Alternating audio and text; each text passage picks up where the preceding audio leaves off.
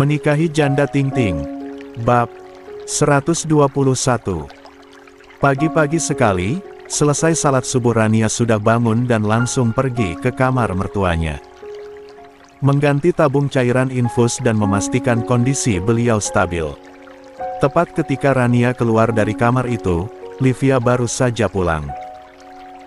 Wanita berusia 30 tahunan itu, berjalan cepat menghampiri sambil menenteng sepatu high heels. Kata Bibi, penyakit papa kambuh semalam. Iya, Kak. Tapi, alhamdulillah sudah stabil sekarang. Sudah minum obat juga. Syukurlah. Kamu cukup berguna sebagai menantu. Ponselku nonaktif semalam, jadi tidak tahu kabar ini. Rania memperhatikan penampilan Livia dari atas sampai bawah. Terlihat sangat berantakan dan ada aroma yang begitu khas membuat indera pence. Umannya terganggu. Kak Livi, dari mana? Aku, itu, jadwal jaga semalam dan banyak pasien gawat darurat. Kenapa? Tanyanya sedikit sinis, karena tahu sepertinya Rania mencurigainya. Nggak apa-apa. Kalau begitu saya mau balik ke kamar dulu. Setelah ini, saya mau ke rumah Bang Arman.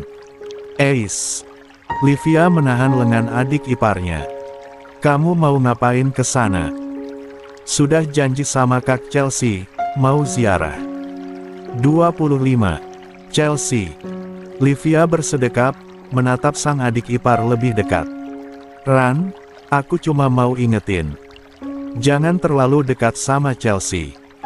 Tahu nggak? Dia itu bermuka dua di depan keluarga kita. Setiap ketemu aku, dia kasar dan sering ngancem aku. Maaf Kak Livi, tapi Kak Chelsea bukan wanita seperti itu. Li, kamu nggak percaya. Gini ya, sebenarnya aku dan Arman itu hampir nikah. Jadi mungkin dia cemburu, setiap aku kesana selalu disinisin. Diancam, pokoknya aku trauma dekat dia. Makanya sekarang aku jaga jarak. Sekarang, aku adalah kakak ipar kamu, lanjut Livia, memasang ekspresi sendu. Akan lebih baik, kalau kamu lebih dekat dengan aku walau bagaimanapun kita sepupu loh, satu garis keturunan. Sedangkan Chelsea cuma orang lain. Pembawa pengaruh buruk banget dia itu. Percaya sama aku deh. 26. Bukannya terpengaruh, Rania justru merasa ada yang tidak beres dengan kakak iparnya. Terdengar dari caranya menjatuhkan dan menjelekkan Chelsea secara terang-terangan. Nanti aku ikut sama kamu dan Arkan ke sana. Jangan pergi berdua saja, sekarang kamu adalah bagian dari keluarga kami. Selesai dengan ucapannya, Livia melenggang pergi, masih sambil menenteng sepatu high heels-nya. Rania masih terdiam sebentar, mencoba berpikir positif agar tidak timbul pikiran buruk. Mencoba meyakini diri bahwa, ia baru sehari jadi menantu, mungkin sifat Livia memang terlihat judes dan julid tapi sebenarnya baik. Ya, mungkin. Hal itu terus berputar di kepala. Tapi, saat kembali ke kamar, pemandangan indah membuat semuanya buyar begitu saja. Di depan mata, ia sedang melihat Arkan keluar dari kamar mandi, hanya mengenakan H4 nduk yang melilit di pinggang. Secara naluriah, kedua manik Rania malah fokus pada otot perut, terlihat kencang, glowing, seperti deretan roti sobek yang baru keluar dari panggangan. Dari kamar, Papa. Iya. Langkahnya berlanjut, mendekati Arkan. Kak Livi mau ikut ke rumah Bang Arman. Katanya nggak enak kalau biarin kita pergi berdua saja. Kak Livi. Arkan mengerutkan keningnya. Ran, kamu kalau mau dekat sama kakakku, sewajarnya saja. Jangan terlalu percaya, kadang tingkah dan ucapannya tak terduga. Sama saja seperti mama. Rania mengangguk, tanpa menanggapi, karena tak ingin membicarakan keburukan kakak iparnya di depan suami sendiri. Masih butuh waktu untuk benar-benar mengenal dan menyimpulkan sendiri. Bantu aku sebentar. Arkan berbalik, menghadap Rania sambil memakai kemejanya. Bantu Kang. Ngin. Tiba-tiba tanganku nggak berguna karena ada kamu di sini. Lagi-lagi pikiran Rania teralihkan. Kembali fokus pada momen-momen kecil yang mereka lewati bersama di hari pertama menjadi pasangan suami istri. Mendekat dan mengulurkan kedua tangan untuk memancing baju Arcaren. Ia terlihat sangat fokus, menatap dada bidang yang begitu kokoh. Menelan ludah, ketika melihat bulu halus di area perut. Astagfirullahalazim. Gumam Rania mencoba untuk tetap fokus. Tadi kamu bilang apa? Tanya Arkan yang samar-samar mendengar. Nggak apa-apa. Rania mendongak menatap Arkan yang lebih tinggi darinya. Di saat bersamaan, Arkan menangkup wajahnya dengan kedua telapak tangan. Ma mau apa? Nyicip, dikit. Wajahnya semakin mengikis ruang semu di antara mereka. Memiringkan kepala dan akhirnya satu kecapan singkat mendarat sempurna dan berakhir dalam waktu sekian detik saja. Manis. Rasa strawberry, abis makan apa? Wajah Rania menegang. Nggak makan apa-apa. Ini pakai lip balm, pelembab bibir. Spontan ia menutup mulut dengan telapak tangan. Oh ternyata ada rasa-rasanya. Coba lagi. Kali ini, ia menarik tekuk leher Rania, hendak mendaratkan ciuman yang lebih dari sekedar cicip. Namun, sebelum itu terjadi, suara Livia terdengar lebih dulu di balik pintu kamar yang tertutup rapat. 27. Sudah selesai siap-siap belum? Puang nelpon, nunggu kita semua di rumah Arman. Iya, sebentar. Teriak Arkan dan akhirnya suara sang kakak tak lagi terdengar. Rania sendiri langsung mengambil baju, handuk dan labu masuk ke kamar mandi. Tak ada yang dapat Arkan lakukan untuk mencegah keadaan yang tak mendukung, karena memang semua orang masih sangat sibuk menyiapkan acara ngunduh mantu untuknya dan Rania. Acara besok tidak akan kalah meraih, karena banyak tamu dari Kesatuan TNI, pejabat dan rekan Dr. Livia. Belum lagi kerabat dekat Pak Abdul yang datang dari Kalimantan Timur dan daerah lainnya. Kak, jadi, gimana keadaan Pak Abdul sekarang, Nduk? Chelsea meletakkan ponselnya, setelah selesai membalas pesan yang dikirimkan Rania. Adik iparnya itu mengabarkan bahwa, semalam menginap di kediaman orang tahu Arkan, karena Pak Abdul tiba-tiba sakit. Alhamdulillah udah mendingan, Bu. Ini Rania udah jalan ke sini. Alhamdulillah kalau begitu. Ibu mau bangunin Altaf dulu. Kamu langsung turun saja, nggak enak banyak kerabat Arman di bawah. Iya, Bu. Chelsea kembali merapikan jilbabnya, lalu beranjak pergi. Tapi belum juga menuruni tangga, tanpa sengaja ia berpapasan dengan Adam. Pria itu datang sambil menyeret koper pink dan tas jinjing gambar Hello Kitty. Sa, kamar Guzel di mana? Aku datang membawa barang-barangnya. Lusa, mamaku akan kembali ke Amerika untuk melanjutkan pengobatan. Chelsea sempat salah fokus melihat ekspresi sendu Adam. Seakan menggambarkan ketidaksiapannya melepas Guzel untuk tinggal dan bersekolah di tempat yang sudah ditentukan Arman. Di samping kamar Altaf. Mari aku antar. Diambilnya tas jinjing di tangan Adam, dan berjalan lebih dulu. Adam mengikuti dari belakang. Selama saling mengenal, ia hampir tak pernah mengobrol dengan Chelsea, hanya bicara seperlunya. Ia sangat segan di awal, tapi semakin kemari Adam bisa merasakan jika wanita itu adalah sosok yang baik dan bisa diandalkan. Sudah berapa lama kamu menjadi direktur di kantor manajemen properti Oma Lusita? Baru 2 tahun terakhir, semenjak Pak Indra resign. Chelsea menjawab tanpa menoleh, ia terus menatap ke depan, sembari berjalan santai. Aku dengar Mas Arman meminta kamu untuk menjadi general manager. Langkah Chelsea terhenti, tepat saat sampai di depan pintu kamar Guzel. Kemudian berbalik, berhadapan dengan Adam. Semoga aku, Mas Arman dan kamu bisa bekerja sama lebih baik ke depannya. Baik di kantor ataupun mengurus Guzel. Insya Allah. Terima kasih. Sama-sama. Kalau gitu, aku turun dulu. Oh ya, nanti jangan langsung pulang, ikutlah sarapan bersama Puang dan Daeng dari Makassar. Tanpa menunggu tanggapan, Chelsea meletakkan tas jinjing itu di samping pintu dan beranjak pergi. Permintaan Chelsea membuat Adam termangu. Sejujurnya ia sedikit malu bertemu keluarga, karena mamanya terlanjur menceritakan bahwa Adam sempat melamar Rania, tetapi ditolak oleh Arman. Lah sedikit tidak nyaman jika terus ditanyai hal yang bukan lagi ranahnya. Ia beralih membuka pintu, dan mendapati Guzel benar-benar tertidur nyenyak di dalam sana. Padahal, 28. Biasanya, bocah 9 tahun itu sangat susah menyesuaikan diri di lingkungan baru. Tapi di tangan Chelsea, Guzel menjadi anak 4K yang penurut dan tidak manja. Sepertinya aku salah karena terlalu mengkhawatir. Chelsea benar-benar figur ibu yang selama ini Guzel dambakan.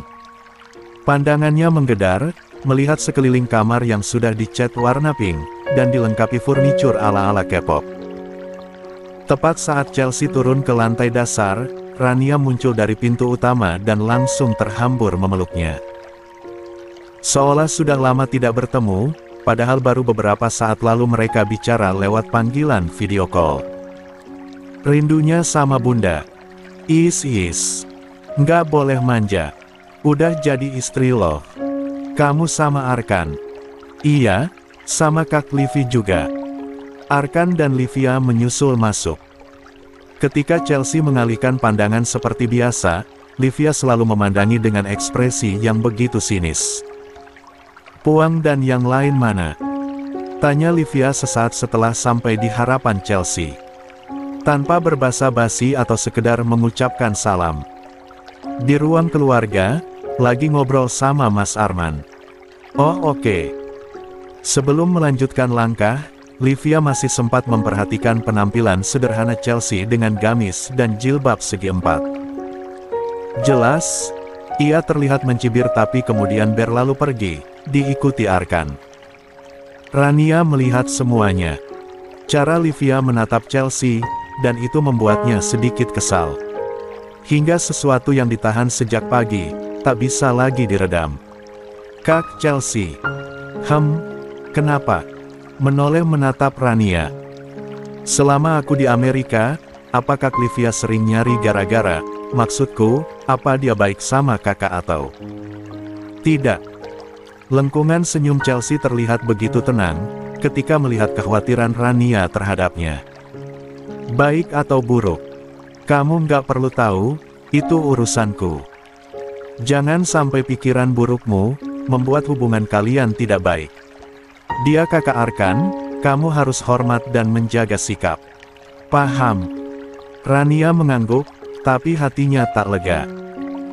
Mereka segera menyusul ke ruang keluarga dan dari sana juga Rania bisa melihat betapa sombong dan angkuh Livia ketika membanggakan pesta ngunduh mantu yang menghabiskan budget miliaran di depan keluarga besar. Keesokan harinya, pesta megah itu digelar di salah satu gedung. Berbeda dengan pesta rancangan Chelsea yang lebih mengutamakan AT4T dan tradisi. Livia membuat pesta ngunduh mantu adiknya lebih modern. Tak ada suara tabuhan gendang dan alat musik tradisional. Hanya ada lantunan musik klasik yang identik dengan biola dan cello. Ngantuk banget. Rusdi kembali menyeka sudut matanya yang terasa berair. Pesta seperti ini nggak cocok di aku yang suka dangdutan. Apalagi makan-makan ala tabelmen. Sofia menyumpal mulut Rusdi dengan sepotong roti. Jangan ngomong sembarangan, nggak enak sama. 29. Pak Abdul. Dia sampai sakit loh, nyiapin ini semua. Bukan Pak Abdul. Sanggahnya dengan mulut menggelembung. Tapi Livia. Lihat aja gayanya, udah ke barat-baratan. Aku sempat dengar dia bandingin penampilannya dengan Chelsea. Masa sih? Tiba-tiba Sofia jadi penasaran sendiri. Padahal dia menang di make up doang. Menor parah. Niat untuk menegur Rusdi pun gagal, yang ada Sofia ikut menggunjing, karena kesal. Saking asiknya mengobrol, mereka tidak sadar, jika sejak tadi si baby Reskrim dan Guzel mendengar dan paham jika bundanya diolok-olok oleh Livia.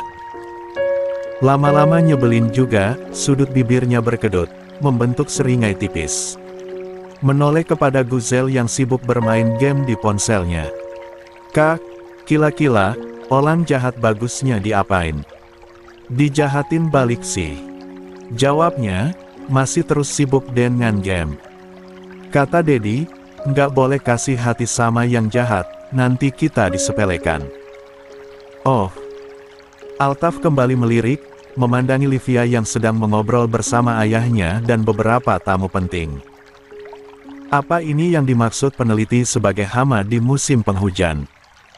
Tiba-tiba saja ia beranjak, mengambil krim sup dan strawberry siram coklat di atas meja saji. Berjalan cepat, mendekat salah satu meja tamu. "Ayah." Ia berlari kencang, memanggil ayahnya tapi, kedua mata fokus pada Livia dan akhirnya. Blak. Astaga. Livia bangkit, mengibar-ngibarkan kain gaunnya. "Duh. Al, gaun tante jadi kotor." "Astagfirullahalazim, maaf tante." Sebelah tangannya yang sudah berlumuran coklat, mengusap-usap kain gaun Livia. "Ya ampun, lupa kalau abis makan coklat." "Arman, gaunku kotor," mengeluh dengan manja, saat menolehkan menatap Arman. "Putra kamu nih." "Maaf, dia tidak sengaja." Cepat-cepat Arman menarik Altaf agar mendekat padanya. "Aku minta asisten untuk membantumu." "Nggak perlu." Livia mengangkat gaunnya dengan kesal, kemudian berjalan pergi meninggalkan tempat tersebut. Ia berharap Arman langsung menolong dan membelanya, tapi, lagi-lagi ekspektasinya terlalu tinggi. Selepas kepergian Livia, Arman menunduk, menatap putranya yang sedang menjil 4 teh siswa coklat di tangannya. "Al, tadi beneran nggak sengaja." "Menurut ayah." Bocah itu elirik dengan sangat sinis. Persis seperti Chelsea saat sedang marah. Hal itu membuat Arman menghembus napas panjang dan segera menggendong putranya, menghampiri Chelsea di depan. Tapi, belum juga sampai, Altaf malah melompat ke arah pemain band dan menaril kabel-kabel yang ada di sana.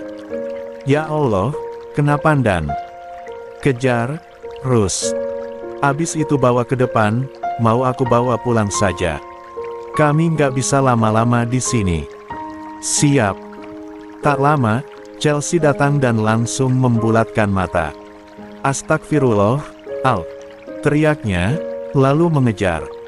Sedangkan Arman hanya bisa diam, dan memandangi putranya. Seolah angkat tangan, jika Altaf sudah berulah, tidak ada yang bisa menghentikannya kecuali Chelsea. Di atas pentas, Arkan dan Rania sibuk menyalami para tamu. Hingga tidak punya waktu untuk melihat, tidak punya waktu untuk sekedar melihat tingkah random Altaf yang sedang sibuk membuat kerusuhan. 30. Pesta ngunduh mantu itu berlangsung sampai sore saja. Tadinya, Arkan pikir bisa langsung istirahat atau menghabiskan waktu bulan madu sesuai rencana, tapi rapat darurat di Mabesat membuatnya tak bisa merealisasikan keinginan.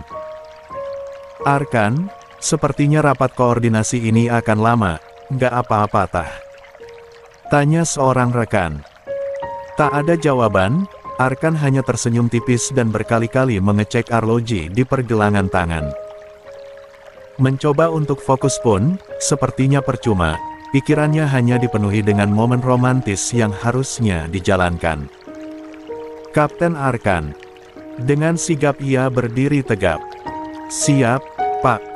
Kami membutuhkan kamu untuk operasi khusus, malam ini saja." "Bisa." Selama bergabung di kesatuan, Arkan tak pernah sekalipun menolak tugas. Bahkan kerap kali menawarkan diri. Tapi, kali ini, ia nampak berpikir, sebelum menjawab.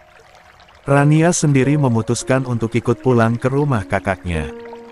Karena di sana masih banyak anggota keluarga dari jauh yang menginap. Ia mencoba menghabiskan waktu dengan mengobrol agar lebih mengenal kerabat dari mendiang papa kandungnya. Tanpa disadari, waktu sudah menunjukkan jam 10 malam. Hujan turun sangat deras. Hal itu membuat semua orang beranjak masuk ke kamar masing-masing. "Bu, malam ini Rani mau tidur sama ibu aja," ungkapnya ketika menghampiri Bu Nur. "Loh, Arkan gimana? Masih di markas? Mungkin nggak pulang, karena ini hujan deras banget." "Ya wes, langsung ke kamar ibu aja. Nanti ibu nyusul, setelah mastiin ruangan sudah dibersihkan sama bibi dan yang lain." "Oke, saya ganti piyama dulu." Rania berbalik pergi, menuju kamarnya yang masih dihiasi bunga-bunga ala kamar pengantin pada umumnya. Mengganti gamis dengan piyama lengan panjang. Sebelum pergi ke kamar Bu Nur, ia sempat diam mematung di depan foto preweddingnya dan Arkan.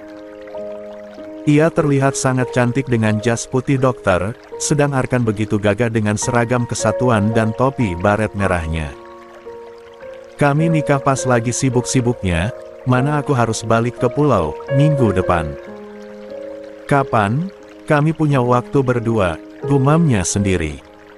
Meratapi yang sudah terjadi tidak akan pernah ada habisnya, Rania memilih pasrah. Berjalan malas ke arah pintu. Tapi sebelum ia keluar tiba-tiba saja seseorang lebih dulu masuk. Babang Arkan. Kelopak matanya membeliak, melihat sang suami tiba-tiba saja sudah di depan mata. "Nggak jadi, tugas. Bagaimana bisa aku mengambil tugas lain, sedangkan yang di rumah belum selesai dikerjakan?" Arkan melepas jaket, atribut lainnya. "Keejaan di rumah." Rania kenaikan sebelah alisnya. "Bantu orang bersih-bersih." 31. Kini tersisa kaos berwarna hijau yang masih melekat padanya. Beralih menatap Rania yang masih memperhatikannya dengan penuh tanda tanya. Menyelesaikan tugas perdana sebagai suami. "Heh." Rania sampai terkesiap. Hendak mundur, tapi Arkan lebih dulu menarik pinggangnya dan menyatukan indera pengasteriskep mereka. Sebelah tangan Arkan memutar kunci di bawah handle pintu untuk mengamankan situasi. Kemudian menggandong Rania tanpa melepaskan tautan yang semakin memempat nas secara naluriah. "Ah!" desah Rania tanpa sadar, saat Rebahdi dan kedua tangannya ditempat rik ke atas cap asterisla oleh Arkan.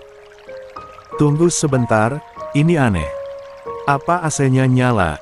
Rasanya panas. Aku sudah tidak bisa menunggu." Bisiknya terdengar berat. "Aku pun merasa aneh. Jadi ayo terpempatkar bersama malam ini, sayang."